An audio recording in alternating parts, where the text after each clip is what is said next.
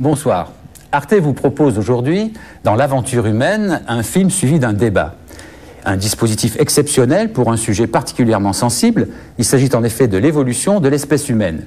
Aujourd'hui, la théorie de l'évolution, établie par Charles Darwin en 1859, reste largement admise par la communauté scientifique. Néanmoins, au sein même des institutions nationales de recherche, des voix divergentes s'élèvent. Et aux États-Unis, un mouvement de plus en plus puissant milite pour que ces conceptions, qui font largement appel à des interprétations d'ordre spirituel, soient enseignées dans les écoles. Le film que nous vous proposons maintenant expose les travaux controversés d'une scientifique française, Anne d'Ambricourt-Malassé. Le débat qui le suivra complétera l'exposé de cette thèse. Pour cela, nous avons invité le professeur Pierre-Henri Gouillon, spécialiste de l'évolution, et le professeur Michel Morange, biologiste et spécialiste d'histoire et de philosophie des sciences. Nous nous retrouverons donc juste après la diffusion du film Homo sapiens, une nouvelle histoire de l'homme.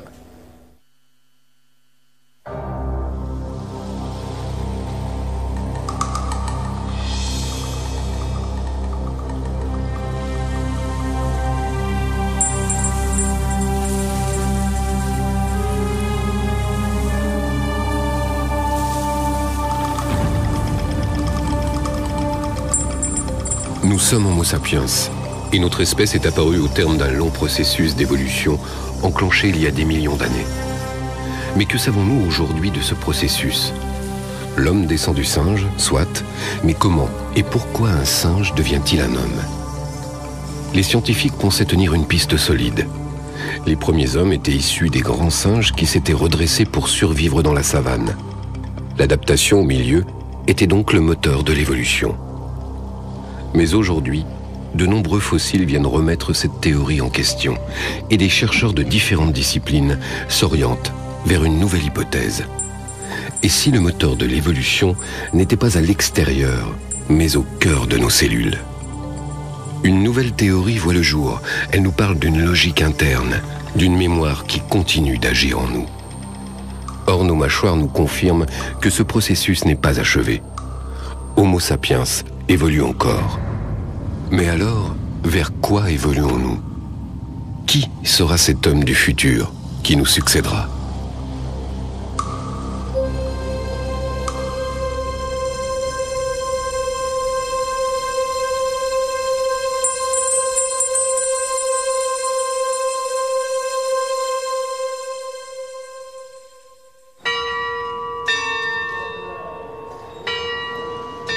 Au cours des 20 dernières années, le nombre de fossiles découverts a triplé et leurs révélations font voler les certitudes en éclats.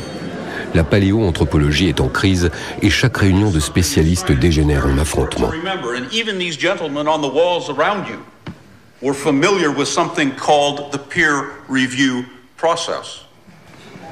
La théorie qui affirme que des grands singes se sont redressés pour s'adapter à la savane se heurte de plus en plus à des faits contradictoires. Ce n'est pas vrai du tout. Toutes ces tendances montrent clairement peut-être un milieu arboré au départ, mais arboré, pas seulement arboré, peut-être en mosaïque. La multiplication des découvertes brouille les cartes, gomme les frontières et oblige à reconsidérer les questions fondamentales. D'où venons-nous? Où allons-nous? Qui sommes-nous? Quelle est la définition pour vous du taxon hominidé? J'entends par hominidé l'ensemble du rameau humain, parce qu'on peut discuter. On a des collègues qui, dans hominidés, mettent aussi les chimpanzés et les gorilles.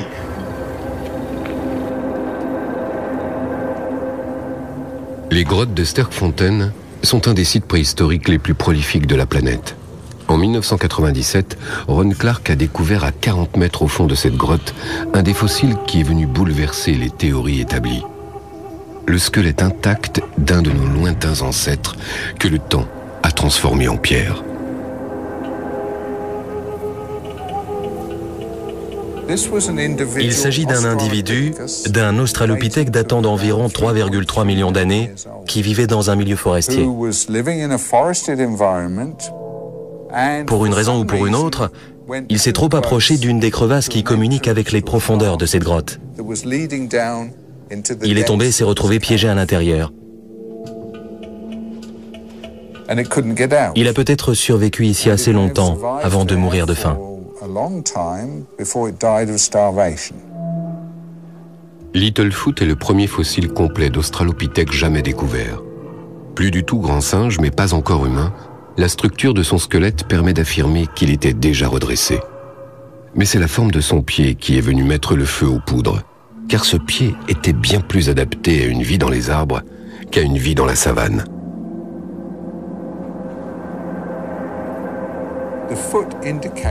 Ce pied nous apprend que son gros orteil était plutôt comme un pouce.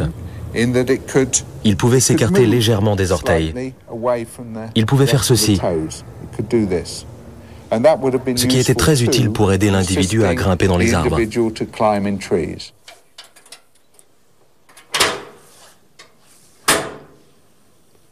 Considéré comme un des pionniers de la paléontologie moderne, Philippe Tobias a lui-même dirigé les fouilles de Sterkfontein pendant plus d'un quart de siècle.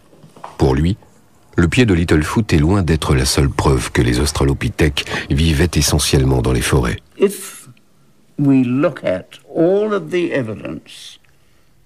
Lorsqu'on prend en compte tous les fossiles d'animaux, de plantes et d'hominidés découverts en Afrique du Sud et en Afrique de l'Est, il nous montre un ensemble d'êtres vivants, de plantes et d'animaux qui ne présentent aucun signe d'adaptation à la savane.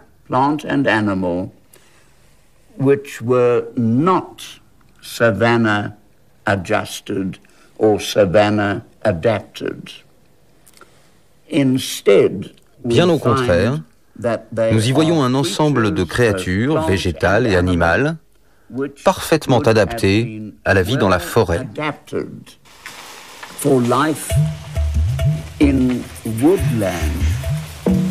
Nos ancêtres s'étaient donc déjà redressés alors qu'ils vivaient encore dans les forêts. Personne n'avait osé imaginer cela possible, car ce point crucial renverse à lui seul l'hypothèse qui depuis près de 30 ans dominait la réflexion sur l'hominisation. Depuis 30 ans, la vallée du Rift à l'est de l'Afrique est considérée comme le berceau de l'humanité, car c'est là qu'a été trouvé le plus grand nombre de fossiles d'Australopithèques. En 1974, Donald Johansson et Yves Coppens y découvrent Lucie. Elle est à l'époque notre plus vieil ancêtre redressé. L'East Side Story, ou hypothèse de la savane, devient dès lors la théorie dominante. Elle affirme que l'apparition de la faille du Grand Rift africain a séparé les grands singes en deux groupes. L'un est resté à l'ouest, dans les forêts, mais à l'est, l'autre groupe a dû s'adapter à un nouvel environnement, la savane. Pour survivre et repérer leurs prédateurs, ces singes ont dû se redresser au-dessus des hautes herbes, donnant ainsi naissance aux premiers Australopithèques. Cette hypothèse séduisante faisait de l'adaptation au milieu la cause principale de l'évolution. Mais les découvertes récentes la remettent complètement en question. L'hypothèse de la savane, avec laquelle j'ai grandi, est morte. L'hypothèse de la savane est dépassée. Vous pouvez ouvrir la fenêtre et jeter l'hypothèse de la savane. Elle n'est plus défendable. Donc si ce n'est pas cela la raison du redressement de l'homme, si on ne peut l'expliquer ainsi, où en sommes-nous? Nous sommes revenus à la case départ.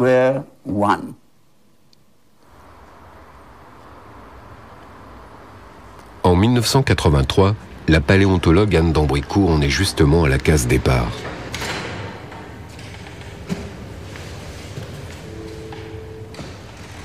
Comme beaucoup de ses collègues, elle a choisi un sujet de thèse qui s'attache à l'étude de l'évolution des mâchoires de nos ancêtres fossilisés.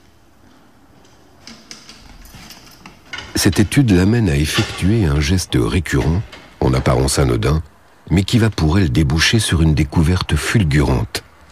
Elle retourne les crânes.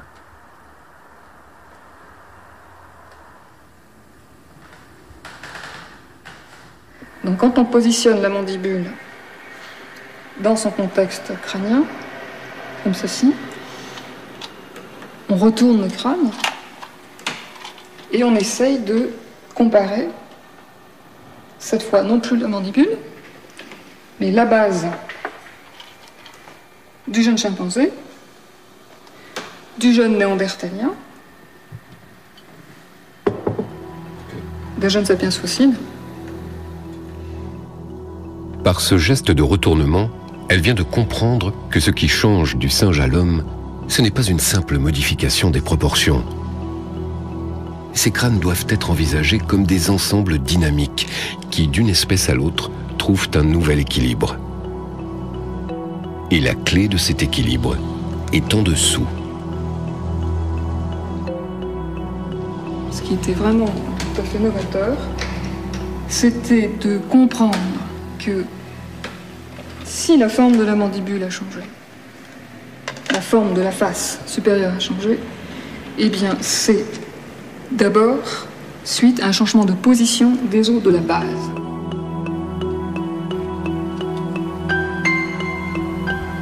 Elle l'ignore encore, mais une orthodontiste est parvenue à une constatation similaire. Lorsque des enfants souffrent de mauvais positionnement des dents, c'est en fait la dynamique de croissance de l'ensemble du crâne qui est en cause. Il y a aussi des adultes qui viennent? Non. Ah non, moi je soigne que les petits-enfants. Ah oui. En équipant de très jeunes enfants d'appareils qui agissent directement sur la base du crâne, Marie-Joseph Dehaye parvient à rééquilibrer cette dynamique et obtient des résultats bien plus stables qu'en rectifiant uniquement la position des dents elles-mêmes. On traite des enfants de 6 ans car il nous paraît beaucoup plus simple d'agir à cet âge, même avant l'âge de 6 ans, de pouvoir agir sur l'os lui-même, sur sa croissance. En Europe, 70% des enfants ont des problèmes de positionnement des dents et des mâchoires. Aux États-Unis, 80%. Au Japon, 95%. Une instabilité croissante qui semble avoir débuté à l'époque du Moyen-Âge. Ce ne sont pas des mutants, génétiquement parlant. Ce sont des enfants tout venant. Ce sont tes enfants, ce sont mes enfants. Donc, globalement, on se rend compte que sur toute la planète, les malpositions dentaires sont de plus en plus fréquentes et on a besoin d'orthodontistes partout. Nous sommes face à un constat, il y a encore évolution de la forme de la mandibule et donc de la forme des os crâniens. Ces deux pionnières découvraient en fait un même phénomène évolutif. L'une en étudiant les mâchoires de nos enfants, l'autre celle de nos ancêtres. Quand on compare les espèces fossiles, sans rien toucher à la classification, je n'ai pas touché la classification, eh bien effectivement, on constate une évolution de la forme qui se fait toujours dans le même sens. Chez les premiers primates, la base du crâne est plate. Plus on s'approche de l'Homo sapiens, plus elle apparaît repliée sur elle-même. Et plus la base fléchit, plus l'espèce correspondante est redressée.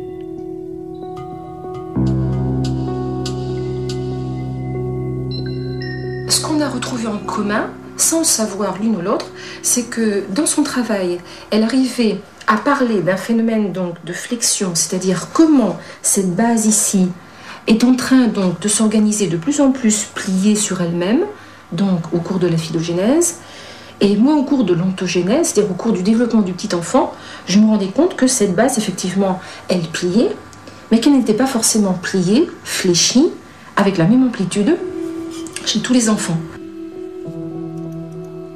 Chacune de son côté, elles travaillent à documenter, mesurer, analyser ce phénomène. Au fil de l'évolution, la base du crâne fléchit de plus en plus et toujours dans le même sens. Et ce sont les variations de cette flexion qui peuvent expliquer les problèmes de dents des enfants d'aujourd'hui. Mais alors, quelle est la cheville ouvrière de cette flexion? C'est bien 47, 49, 135, 128. On est dans la marge des... Elles parviennent ensemble à la même conclusion. La base du crâne, comme l'ensemble de la dynamique crânienne, s'organise autour d'un os unique, le sphénoïde. Il s'avère, à mesure que l'on remonte au développement, que l'os, qui est le premier à se mettre en place et qui par sa forme va déterminer la position des autres os, c'est ce qu'on appelle le sphénoïde. L'os, voilà, le plus complexe, mais le plus différencié du crâne. Le sphénoïde, un os caché au centre du crâne. Un os d'une dizaine de centimètres d'envergure. Un os en forme de papillon, placé au niveau des yeux, juste en dessous du cerveau. Au cours de notre développement, c'est autour de lui que notre crâne puis notre squelette vont se mettre en place. L'os sphénoïdal, c'est donc le pilier central de tout notre grand pulse crânien. En avant de lui, la région du front, latéralement, les os temporaux et les os pariétaux. En arrière de lui, eh bien, toute une série d'os qui vont s'établir sur la colonne vertébrale qui va déterminer notre posture, notre statique bipède. Et il y a une grande articulation. C'est celle qui unit le sphénoïde avec l'occipital. Et ces articulations vont travailler au moment de la mastication, vont travailler, absorber toutes les contraintes, non seulement de la mastication, mais de la bipédie. Même si on a l'apparence d'avoir des solides, en fait, la construction de chaque os obéit à des lois de mécanique des fluides. Donc nous n'avons pas un bloc d'os, nous avons réellement un pulse qui est en train de vivre et de se dynamiser et de bouger. Le sphénoïde, c'est la clé de voûte. C'est sa forme qui a évolué au fil des millénaires. Et chaque fois qu'il a fléchi, il a entraîné l'apparition d'une nouvelle espèce de notre grande famille. Or, phénomène extraordinaire, en 60 millions d'années, le sphénoïde a changé 5 fois de forme, pliant chaque fois un peu plus, et toujours dans la même direction. Comment comprendre la répétition d'un tel phénomène à des millions d'années d'intervalle? Pour la première fois apparaît un fil rouge qui semble traverser toute l'histoire de l'évolution, des premiers primates jusqu'à l'homme moderne. Mais à quel moment du développement d'un individu cet os fondamental se met-il en place? Et comment?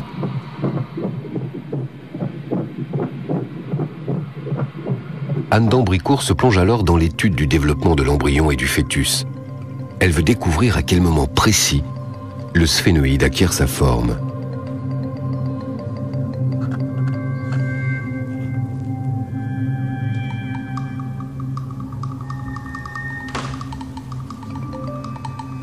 En remontant au-delà de la période fœtale, en lisant tout ce qui avait pu être écrit, décrit et publié sur la flexion de la base, j'ai réussi à trouver le moment où le crâne se forme, la base se forme, elle se forme seule, et le moment où on assiste à la flexion est bien décrit, et c'est entre 7 et 8 semaines, c'est-à-dire pratiquement à la fin de la période embryonnaire, juste avant que la période fœtale commence. Le sphénoïde est le premier os qui se forme chez l'embryon. Dans les premiers jours de la vie, il est plat, comme chez tous les mammifères. Puis, le cerveau et le système nerveux s'enroulent progressivement autour et le sphénoïde fléchit.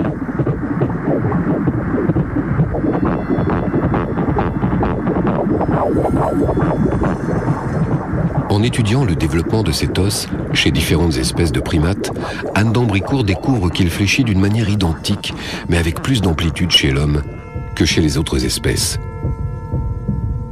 Comme s'il était guidé par une même dynamique, comme s'il existait quelque part en nous une mémoire de l'espèce, une mémoire du chemin parcouru par l'évolution.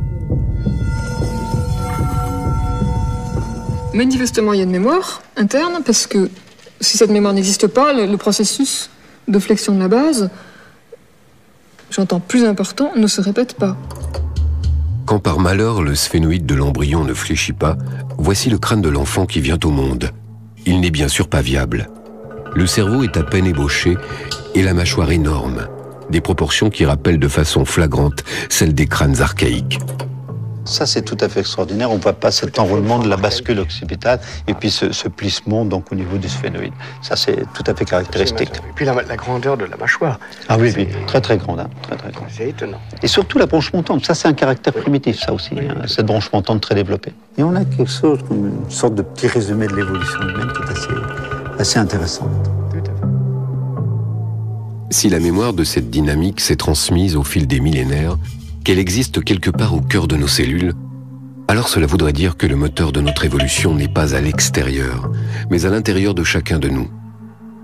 Notre processus évolutif serait le résultat d'une logique interne qui aurait conduit nos ancêtres d'il y a 60 millions d'années vers l'homme d'aujourd'hui et qui nous pousse déjà vers l'homme de demain.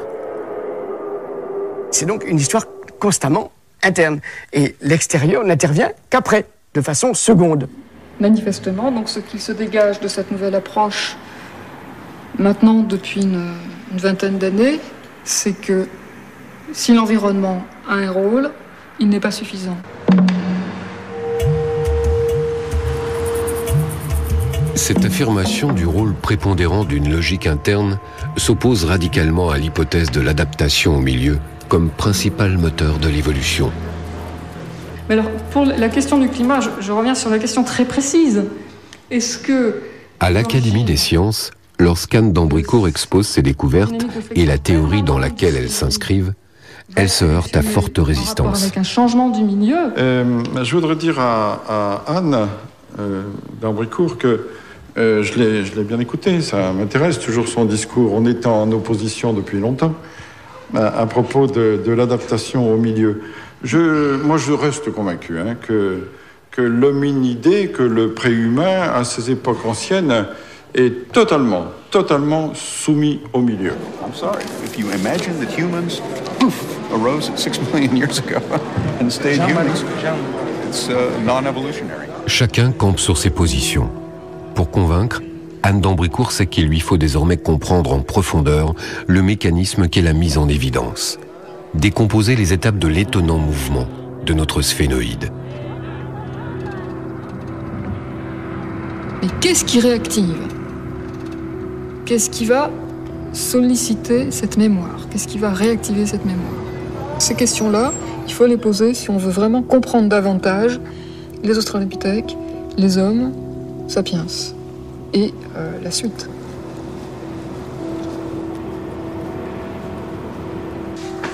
Donc, voilà. Pour étayer et développer sa découverte, Anne d'Ambricourt multiplie les mesures. Elle cherche à préciser à quel moment successif le sphénoïde s'est plié au cours de l'évolution des hominidés. Les ailes du sphénoïde, petites ailes et les grandes ailes qui vont, elles, sur les côtés. Professor Tobias. How are you? Welcome. I'm so happy to see you again. Wonderful to see you. After... Bienvenue. Welcome to Johannesburg. Thank you. And to Witwatersrand University. Philippe Tobias a toujours soutenu et encouragé Anne dans sa démarche. Lovely fossils. Yeah. Lovely fossils. Il met aujourd'hui à sa disposition l'ensemble de sa collection. Un trésor unique, fruit d'une vie de recherche. A condyle is convex, not concave. That's a very big condyle for an early hominid. Sur cette table, 3,5 millions d'années de notre histoire. Des fossiles originaux d'hominidés qu'Anne peut retourner à loisir pour tenter de mesurer la flexion de leur base. It's like doing a jigsaw puzzle. You've gone a long way. Vous avez déjà parcouru un long chemin depuis notre première rencontre. Mais si vous me permettez de vous le dire, il vous reste encore un long chemin à parcourir. Il lui faudra 20 années de recherche à travers le monde pour pouvoir décrire en toute certitude les transformations du sphénoïde au fil du temps. Mais ce qu'elle découvre confirme ses premiers résultats. L'évolution des hominidés ne s'est pas faite progressivement, mais par grands paliers. Entre chaque fléchissement de la base, une période de stabilité de plus en plus courte. Et chaque fois que le sphénoïde reprend son mouvement, une nouvelle étape dans le processus d'hominisation est franchie. L'histoire que racontent les flexions successives du sphénoïde, c'est l'histoire des grandes mutations qui ont mené jusqu'à l'homme. C'est notre histoire. Voilà l'histoire assez étonnante des mammifères quand c'est la base du crâne qui est plate, qui se met à tourner et qui semble ne plus pouvoir s'arrêter une fois que le processus est enclenché.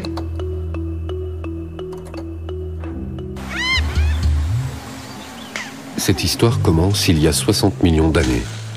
Nos premiers ancêtres, les prosimiens, peuplaient les forêts du monde entier.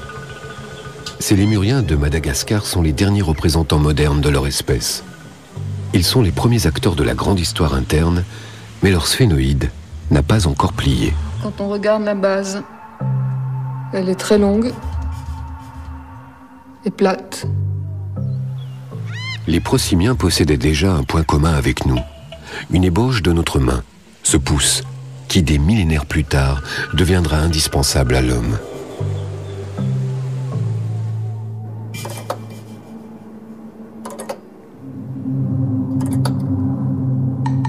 Il y a 40 millions d'années, le sphénoïde se plie pour la première fois et entraîne avec lui la première grande mutation de notre histoire. Ce phénomène ne s'observe chez aucune autre grande famille que la nôtre. Et ce qui ressort dès les premières comparaisons, c'est la perte de la forme plate du crâne. Chez les simiens, la base est légèrement fléchie. C'est l'apparition des singes, des centaines d'espèces qui depuis 40 millions d'années peuplent les forêts de toute la planète. Cette mutation, comme toutes celles qui vont suivre, entraîne l'apparition de nouvelles facultés qui annoncent déjà celles des hommes à venir. Les yeux se sont déplacés des côtés du visage vers la face.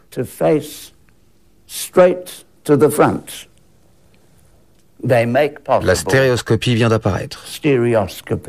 Et c'est un point essentiel.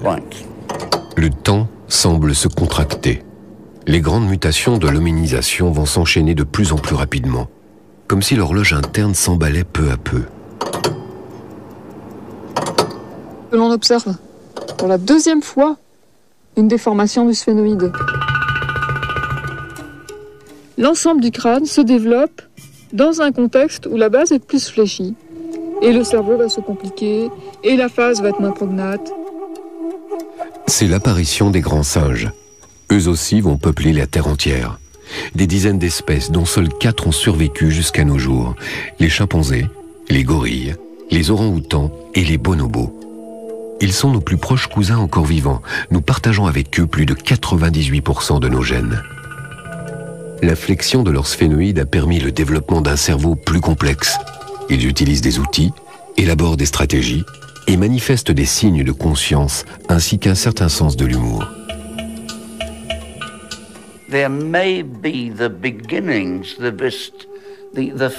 On peut déceler chez eux les tout premiers signes qu'une tendance au développement d'une culture est en train de se manifester.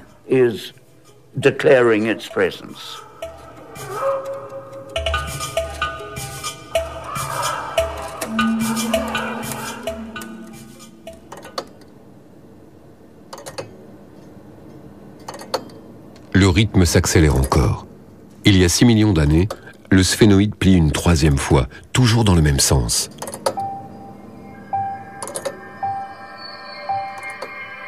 C'est l'apparition de l'Australopithèque. Ce n'est plus du tout un grand singe, mais pas encore un homme.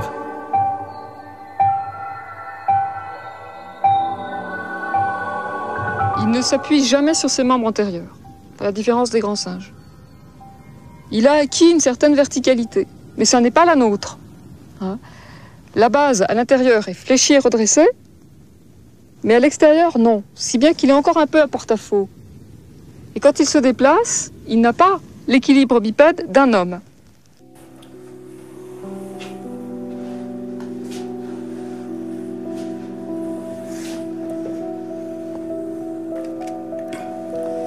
This is the famous little child. Le voilà, ce célèbre enfant. We have the beautiful little face. Regardez ce merveilleux petit visage. Perfect articulation. Cette articulation parfaite. Et voilà. The brain. Le cerveau. Tang, un des plus précieux fossiles d'Australopithèque.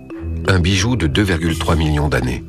Il comprend le seul fossile de cerveau jamais découvert, moins de 500 cm3, encore 3 à 4 fois plus petit que le nôtre, mais déjà beaucoup plus complexe que celui des grands singes. C'est la nouvelle position de son sphénoïde qui a permis son développement. Le cerveau était la clé.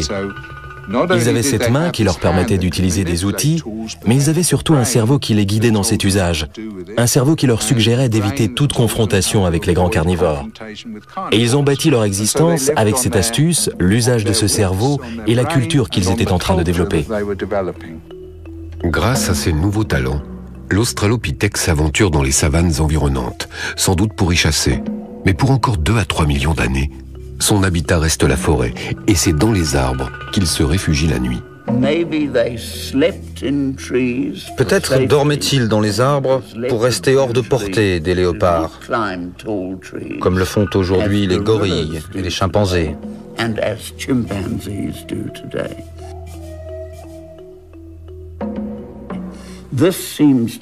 Ce que nous entrevoyons aujourd'hui, c'est un nouveau modèle de redressement.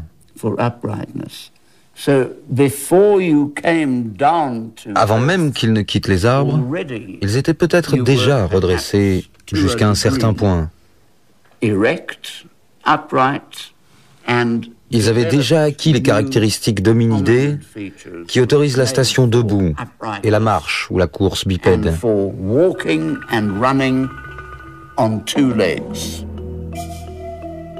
Le règne de l'Australopithèque va durer 4 millions d'années. Sous ce nom se rangent de nombreuses espèces, mais toutes sont dotées d'un sphénoïde similaire. Son intelligence lui permettra d'élaborer des outils plus sophistiqués, mais il ne maîtrisera jamais le feu. On retrouve ces fossiles aussi bien au sud qu'à l'est et au nord de l'Afrique, qu'il semble n'avoir jamais quitté. C'est ce personnage qui portait tout l'avenir en lui. C'est de lui que vous et moi sommes issus.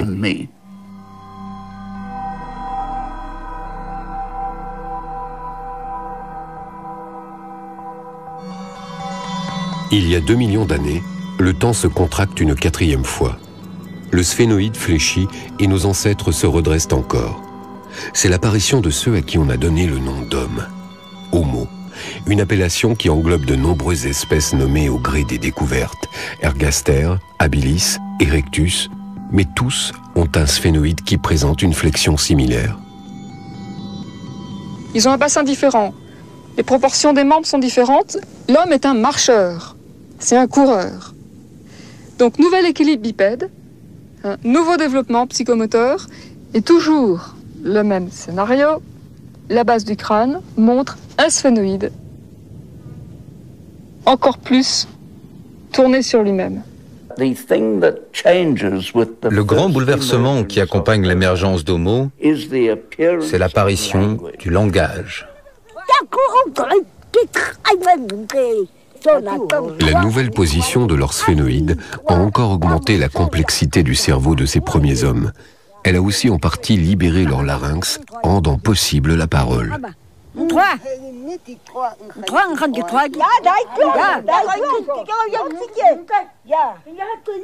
Ces femmes sont les dernières à parler le Khoisan, une des langues des Bushman, phonétiquement l'une des plus riches du monde. Elle intègre, en plus de tous nos sons, ceux prononcés par les premiers hommes.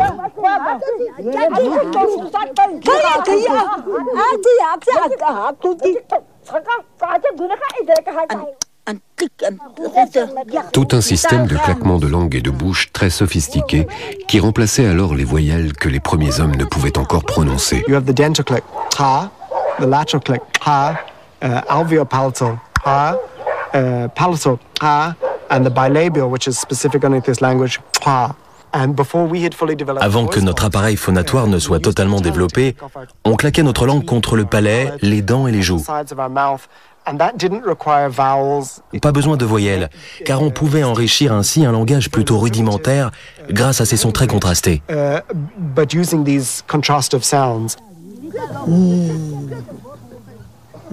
Ces femmes sont les dernières à pouvoir raconter comment l'homme s'est un jour mis à parler.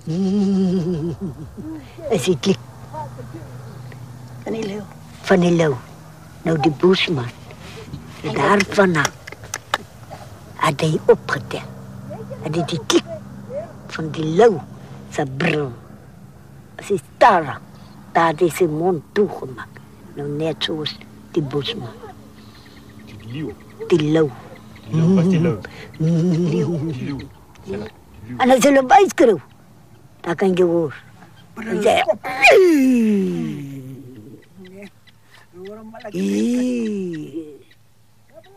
Bushman. Tuan kuzi. Hoe die voel, hoe is kinderij voor ons. Hij zei, hier zitten we. Als. Hij had ook zijn klik. Die voel en zijn klik. Al wat schreeuw. Kan je horen, hij brul. Dat is die klik daar. Nou, de Bushman. En die dieren. Hij had die klik.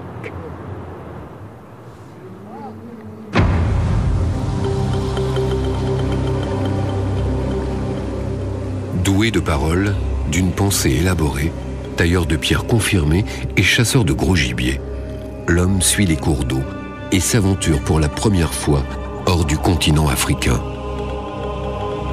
La conquête du monde vient de commencer. Elle va se poursuivre pendant près de 2 millions d'années.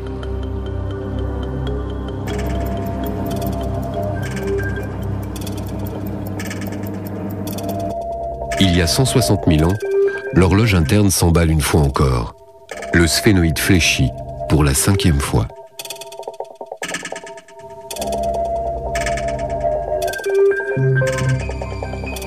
Le cerveau se complique beaucoup plus, il est mieux irrigué. Et naturellement, eh bien, après cette évolution biologique, on va voir également une évolution culturelle très rapide. C'est l'Homo sapiens qui apparaît.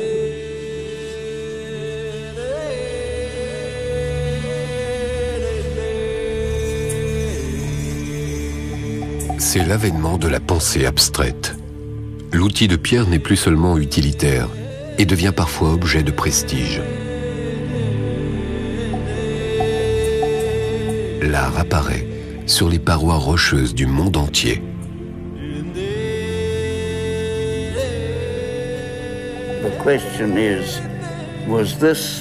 Alors peut-on considérer ces traces comme de premiers rudiments d'écriture? Elle n'apparaîtra bien sûr que beaucoup plus tard. Mais je pense qu'ils en ont parlé bien longtemps avant de s'y mettre.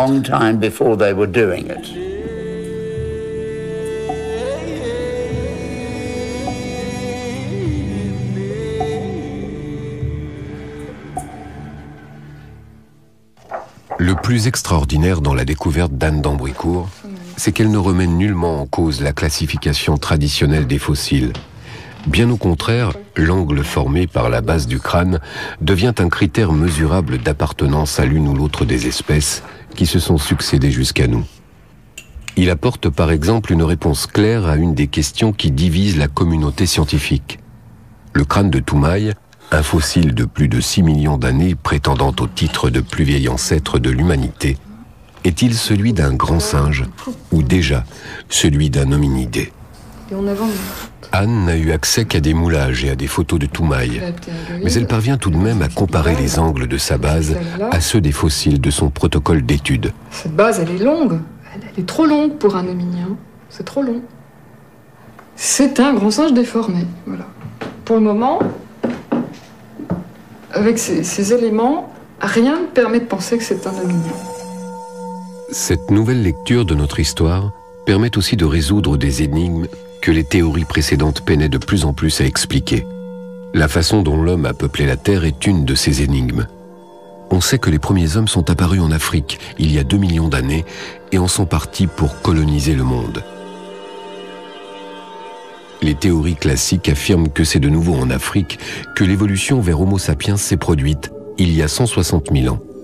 Sapiens aurait alors colonisé le monde une seconde fois depuis le continent africain et partout, les hominidés qui l'ont précédé auraient alors mystérieusement disparu.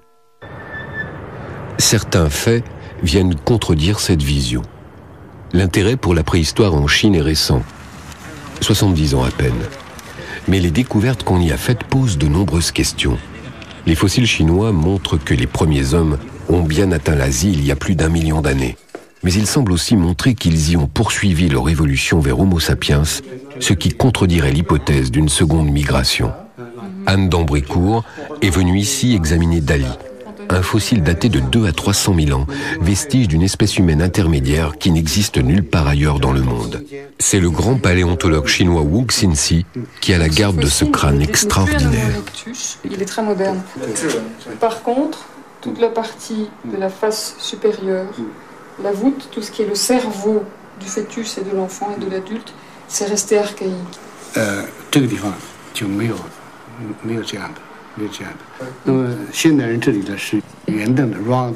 Yes.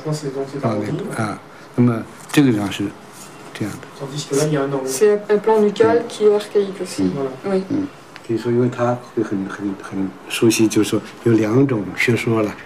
Il y a deux souches de l'homme moderne. Car l'homme a continué son évolution après avoir migré et s'être éparpillé dans le monde. C'est ce qui explique l'existence de Dali en Asie et ailleurs de l'homme de Néandertal. Ce sont des histoires différentes. Dali démontrerait donc que les premiers hommes ont évolué simultanément vers Sapiens dans différents endroits de la planète. L'homme moderne n'aurait donc pas un, mais plusieurs berceaux.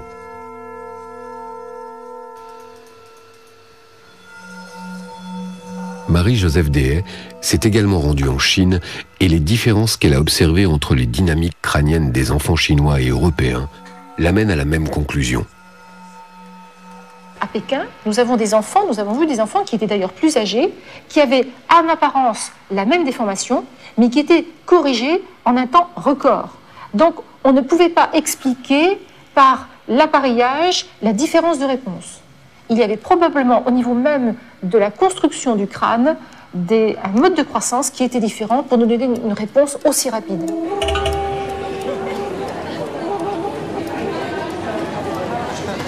Finalement, on va se retrouver avec une construction, un pulse crânien qui ne va pas s'organiser de la même manière si on se trouve dans un berceau européen ou dans un berceau africain ou dans un berceau asiatique.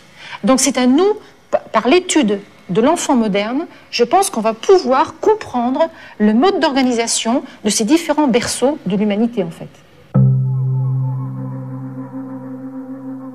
S'il existe plusieurs berceaux de l'homme moderne, alors Sapiens n'a pas colonisé une seconde fois la planète depuis l'Afrique. Cette hypothèse change totalement la carte du peuplement de la Terre par l'homme. Les premiers hommes ont bien quitté l'Afrique il y a 2 millions d'années, mais ils auraient ensuite évolué dans différentes régions de la planète en donnant naissance à un foisonnement d'espèces. Certaines, comme Néandertal en Europe ou les Simanthropes en Asie, se sont éteintes sans laisser de descendance, mais d'autres, en Afrique et en Asie, ont simultanément engendré des hommes modernes.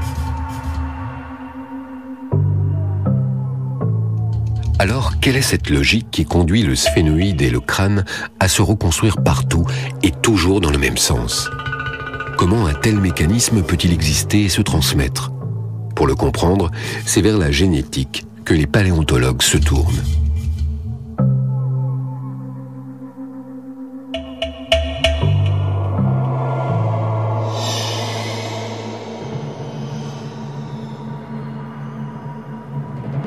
Il y a une répétition d'une cause.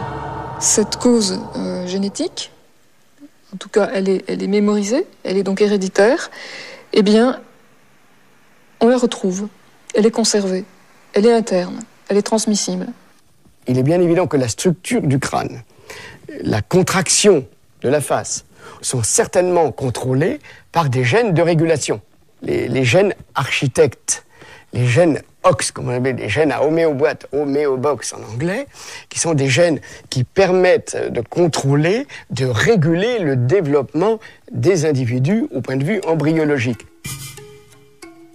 Cet animal est un axolote, un petit lézard aquatique du Mexique.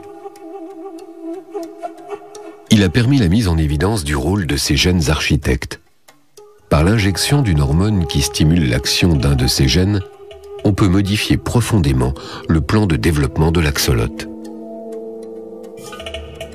En quelques jours, les branchies situées de part et d'autre de la tête commencent à rétrécir. Puis, rétrécissent encore. Puis disparaissent. L'axolote sort alors de l'eau. il est devenu un animal terrestre équipé de poumons. Pas besoin de milliers de mutations, pas besoin de millions de mutations. Mutation de 2 à 4 gènes seulement de régulation change la structure d'un organisme complètement. Ainsi, la mutation de quelques gènes pourrait suffire à expliquer la spectaculaire différence morphologique qui nous sépare du singe, bien que nous ayons 98% de patrimoine génétique en commun. C'est-à-dire que les mutations qui interviennent au début sur des gènes qui contrôlent le début du développement vont être extrêmement importantes. Parce qu'une mutation qui intervient à ce niveau-là peut changer un plan d'organisation du vivant. La question du redressement des quadrupèdes pour passer à une station debout demande toute une série de modifications qui ne peuvent pas être liées à une seule partie de notre corps. Donc c'est très difficile de concevoir que tout ce mécanisme se soit passé d'une façon très, très linéaire, graduelle, avec un animal qui, en évoluant, s'est de plus en plus redressé, a de mieux en mieux marché, qui est encore la pensée relativement prépondérante dans ce domaine, plutôt que d'imaginer un changement relativement important qui a fait qu'une espèce, à un moment donné, eh bien, mon Dieu, avait les caractéristiques morphologiques suffisantes, nécessaires, pour pouvoir acquérir une station debout relativement stable et puis marcher. Ces découvertes récentes de la génétique viennent étayer la vision d'une évolution vers l'homme moderne par grandes mutations. Ces paliers qu'Anne d'Ambricourt mesure dans les fléchissements successifs du sphénoïde. Mais comment pourrait se transmettre la logique interne qui anime ce processus?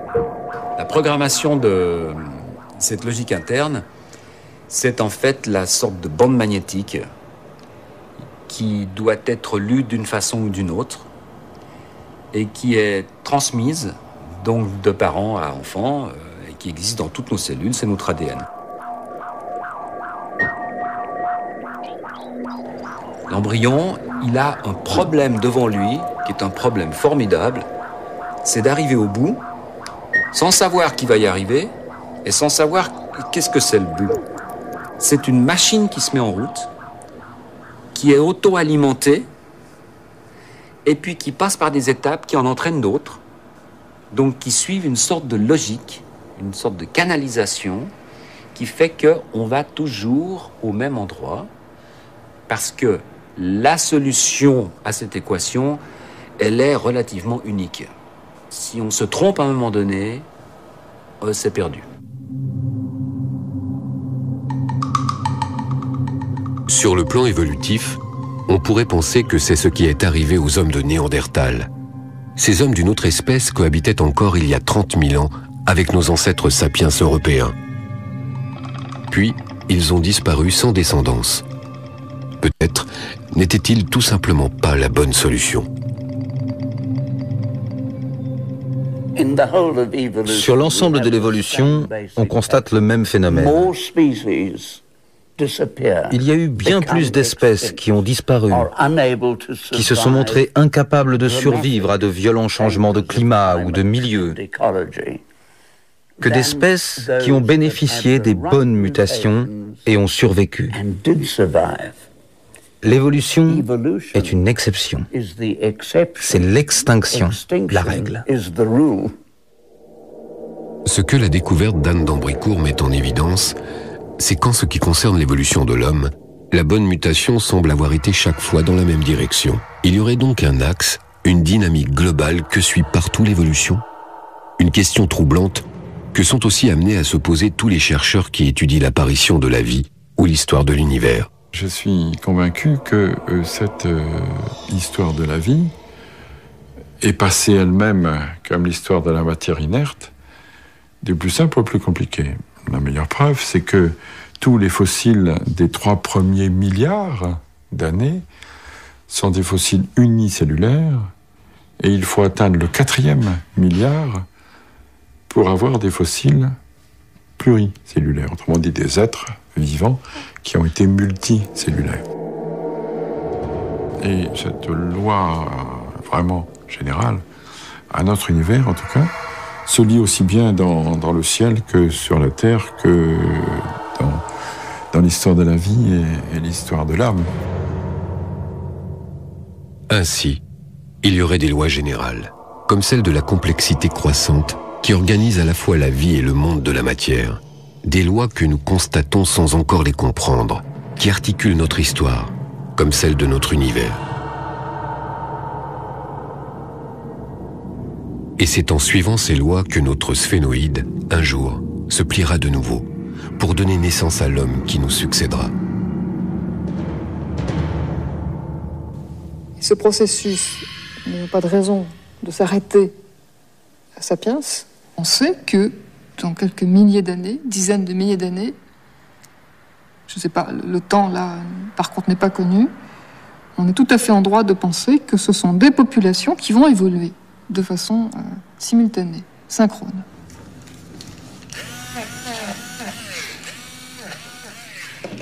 Alors, vers quoi évoluons-nous ?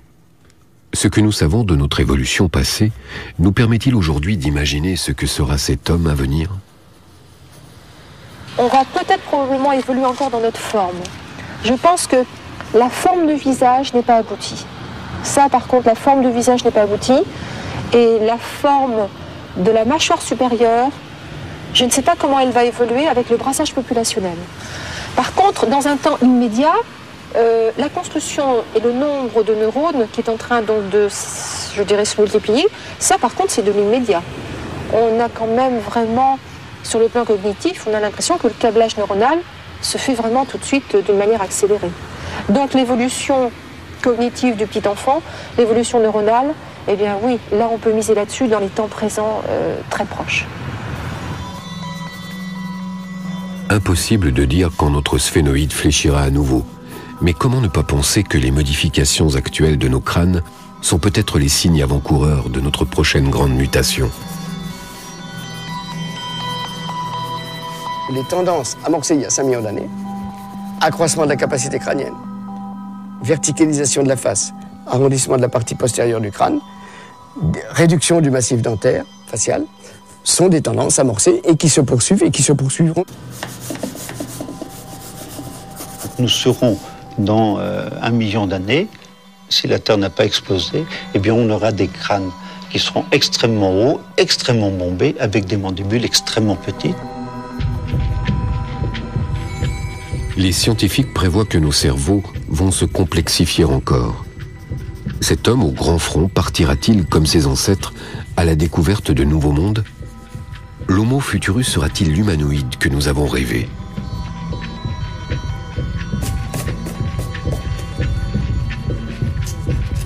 On peut imaginer aussi plein de gadgets électroniques à mettre sur la peau, sous la peau, sur les organes, dans les organes, à la place des organes.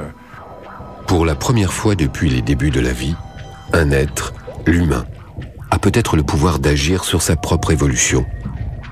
Capable, grâce à ses progrès techniques et scientifiques, d'intervenir au cœur de la cellule, ne va-t-il pas tenter de modifier le cours de cette aventure intérieure ? Sapiens laissera-t-il à cet Homo futurus le temps de lui succéder ? Si l'homme ne réussit pas à contrôler sa démographie et de préserver les qualités de sa planète, il risque de disparaître. Et c'est-à-dire que le monde redeviendra ce qu'il est, effectivement, un monde de bactéries et d'arthropodes, des insectes. On peut aussi espérer que ces êtres humains auront une conscience de leur berceau, qui ne sera plus l'Afrique, mais qui sera la planète.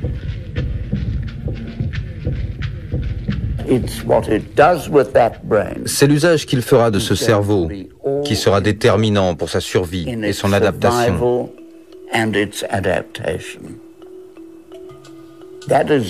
C'est là la vraie leçon de l'évolution humaine. Il faut transmettre aux enfants, j'entends par le langage, leur transmettre les mécanismes de la survie et leur transmettre le sens profond des rituels, de l'esprit et de l'élan spirituel qui sont en train de devenir de plus en plus déterminants pour la survie de l'homme.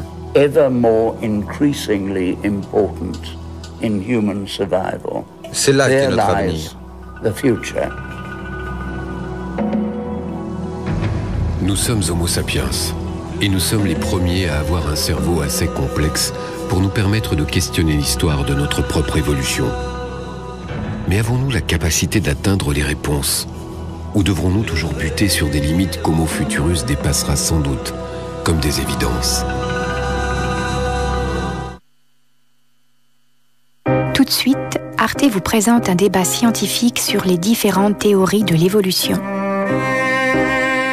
Et la semaine prochaine, l'aventure humaine nous emmènera sur l'immense chantier de restauration de Versailles. L'opération de sauvegarde sans précédent qui a été lancée doit s'étaler sur 17 ans. Nous verrons comment le geste le plus artisanal s'accompagne des technologies les plus avancées. Visite savante la semaine prochaine en privé sur le net. Nous venons de voir le film Homo sapiens, une nouvelle histoire de l'homme. Et pour le compléter, nous retrouvons nos deux invités, Pierre-Henri Gouillon, spécialiste de l'évolution, et Michel Morange, biologiste et spécialiste d'histoire et de philosophie des sciences. Peut-être pour commencer ce débat, nous pourrions demander à nos deux invités quel est leur avis général sur ce film et sur l'exposé de la thèse d'Anne d'Ambricourt. Michel Morange, pour commencer peut-être. Ce film m'a gêné parce qu'on a un certain nombre de faits connus sur l'évolution, connus ou récents sur l'évolution des hominidés, mais en même temps, d'abord beaucoup de faits que même en n'étant pas anthropologue, me semblaient bien établis, n'apparaissent pas du tout dans ce film. Il y a une sélection très stricte des faits retenus. D'autre part, il y a un certain nombre d'hypothèses qui sont présentées comme des certitudes, alors que je sais qu'il y a des hypothèses concurrentes qui même souvent sont plus fortement soutenues que celle qui est retenue. Et puis, il y a de temps en temps des sauts importants. On passe d'une contestation sur un modèle particulier à une hypothèse tout à fait révolutionnaire sans preuve scientifique. On va revenir sur les points particuliers que vous pouvez critiquer ou contester. Mais Pierre-Henri Gouillon, même question, quel est votre sentiment général sur ce film? Oui, mon sentiment, c'est un sentiment de malaise, effectivement. Comme le disait Michel Morange, on est tout le temps en train de se demander pourquoi est-ce que ce fait-là est mis en lumière, que cet autre-là est caché. Et puis aussi, il y a des choses qui sont vraies, puis tout d'un coup, on glisse sur quelque chose dont on se dit, mais ça, on ne peut pas être d'accord avec ça, ou pire, ce fait-là est vrai, mais de la façon dont il est présenté, il va induire une idée qui n'est pas juste chez le spectateur. Et donc, il y a quand même quelque chose d'extrêmement gênant dans ce film. Est-ce que, paradoxalement, par rapport à ce que vous dites, on peut quand même y trouver des choses nouvelles? Est-ce qu'il y a des nouvelles conceptions qui sont exposées parce qu'elles sont un peu présentées de cette façon? Alors, sur les faits, non. Et d'ailleurs, le sphénoïde, c'est en 1934 que sa flexion a été décrite par un paléontologue. Donc ça, c'est pas des choses nouvelles. Ce qui est nouveau, et alors vraiment nouveau et d'ailleurs très contestable, c'est la façon dont on éclaire les faits. C'est-à-dire que les faits eux-mêmes sont connus, mais l'éclairage qui est donné là est un éclairage qui pose vraiment problème et donc on peut considérer comme nouveau ou alors au contraire considérer comme extrêmement ancien, selon le point de vue où on se place. Alors pour entrer dans le vif du sujet, l'un des points qui est évoqué, justement, en forme d'éclairage, en forme d'interprétation d'une certaine façon de ces faits, c'est, Michel Morange, c'est le moteur interne de l'évolution. Qu'est-ce qu'évoque pour vous cette notion ? Pour moi, personnellement, pas grand-chose. Ou plutôt, ça évoque une très longue tradition de l'histoire de la biologie, longue tradition qui a toujours conduit à un échec, c'est-à-dire jamais on a découvert ce qu'était ce moteur interne. Dans le film, là, on semble suggérer qu'aujourd'hui, on aurait un petit peu la connaissance de ce moteur interne, ce seraient les gènes architectes. Mais là, il y a des glissements extraordinaires. On ne nous dit pas exactement ce que sont ces gènes architectes. On a l'impression qu'ils sont tout puissants. Et on a l'impression, au fond, qu'il y a là l'explication, alors que pour les biologistes, certes, les gènes architectes sont importants, mais pas de la manière dont leur action est présentée dans le film. Pierre-Henri Gouillon, je crois qu'un détail vous a particulièrement oui, sur choqué. Ce plan-là, je dois dire que l'histoire de l'axolote telle qu'elle est présentée a quelque chose d'extraordinairement choquant, parce que bien sûr, il existe toute une série d'animaux qui ont une vie larvaire à l'état aquatique et puis qui sortent de l'eau, comme les têtards se transforment en grenouilles, etc. Et évidemment, il y a peu de gènes, voire un gène d'ailleurs qui fait le switch et qui fait que l'organisme passe de son état aquatique à son état adulte et terrestre. Et c'est exactement ce qui se passe dans le cas de l'axolote. Donc évidemment que si on injecte le produit de ce gène à l'individu, eh bien, par une cascade d'événements qu'on commence à connaître un petit peu, eh bien, les gènes qui faisaient les branchies, etc., disparaissent, et les gènes qui faisaient la forme avec les poumons, la forme terrestre, se mettent à s'exprimer, et donc l'individu mue en une forme adulte.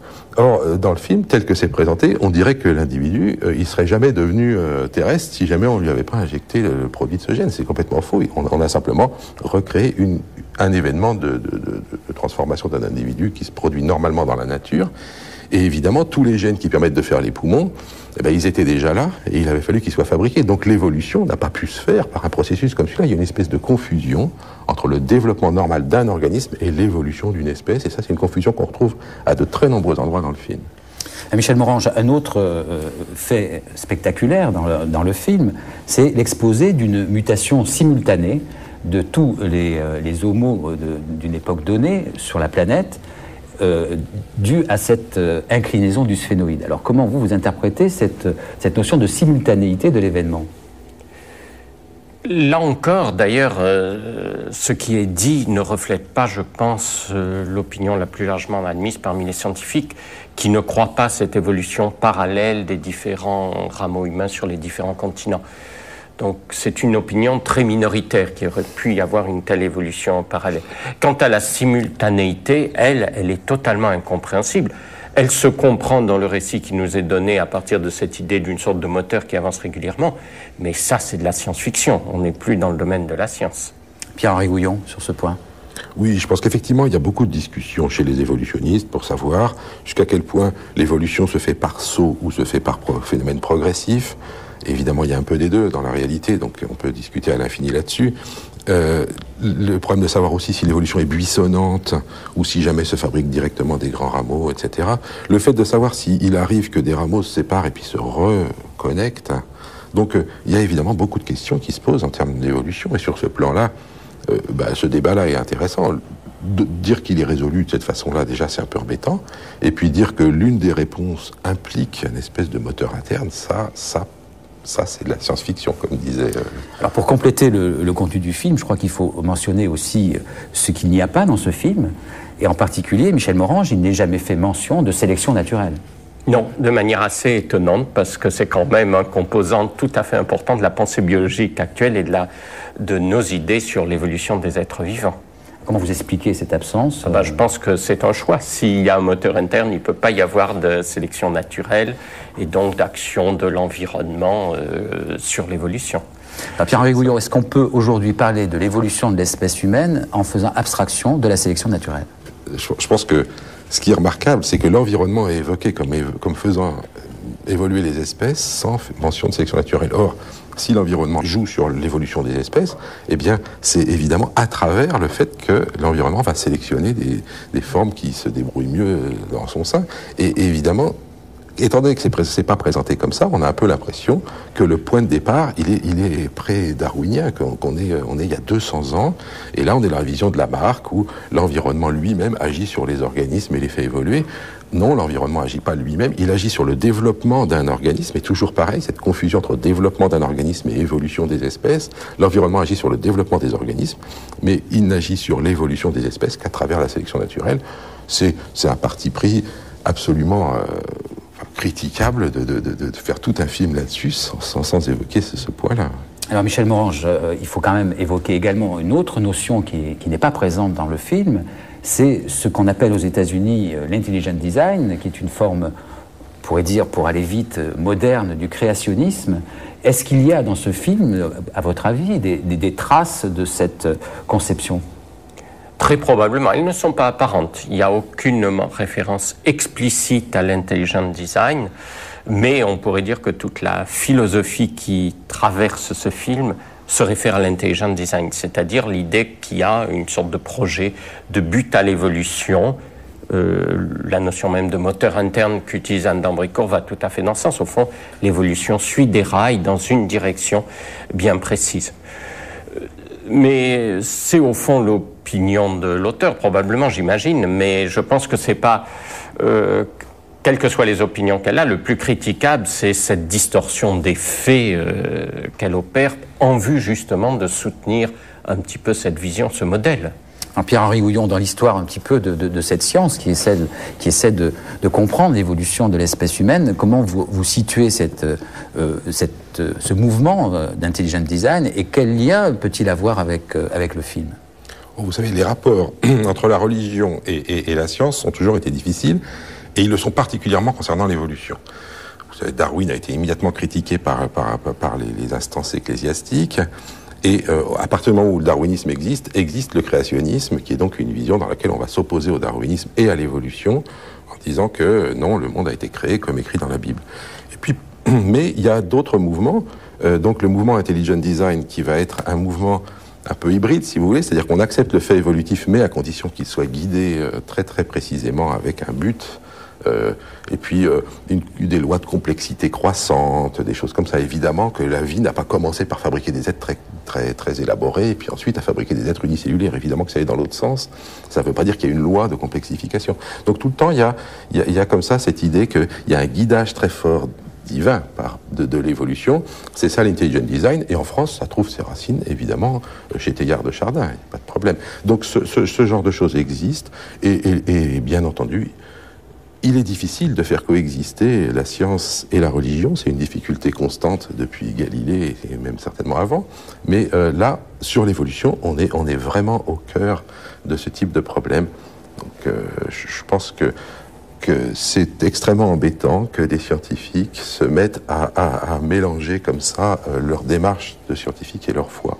Michel Morange, comment vous percevez aujourd'hui le développement de ces conceptions, par exemple en France? On sait qu'aux États-Unis, un procès est en cours dans le Kansas, mais en France, est-ce que vous ressentez un développement de ces conceptions? On ressent moins en France qu'aux États-Unis pour des raisons historiques évidentes. Aussi, il y a quand même une certaine laïcité dans la société française. Il y a une séparation de la religion et en particulier de la science. Ce qu'on peut reprocher, je suis tout à fait d'accord avec Pierre-Henri d'ailleurs, c'est que l'auteur apparemment ne laisse pas ses opinions religieuses dans le vestiaire avant d'entrer dans le laboratoire. Il ne faut pas confondre les deux domaines. En même temps, ils ne sont pas apparents d'une façon explicite. Non, ils ne sont pas apparents d'une façon explicite, mais ce qui est clair, c'est que le scénario qu'elle nous propose est mythique. Ça ne correspond pas à une réalité. En réalité, ça ne se comprend qu'à travers cette volonté de faire passer un certain message. Sinon, il n'y a pas de justification scientifique à l'hypothèse que nous avons vue. Eh bien, merci à nos deux invités. C'est ce que nous pouvions dire après la diffusion de ce film dans le temps qui nous était imparti. Merci donc à Pierre-Henri Houillon et à Michel Morange d'avoir accepté de participer à ce débat. Et bonne soirée.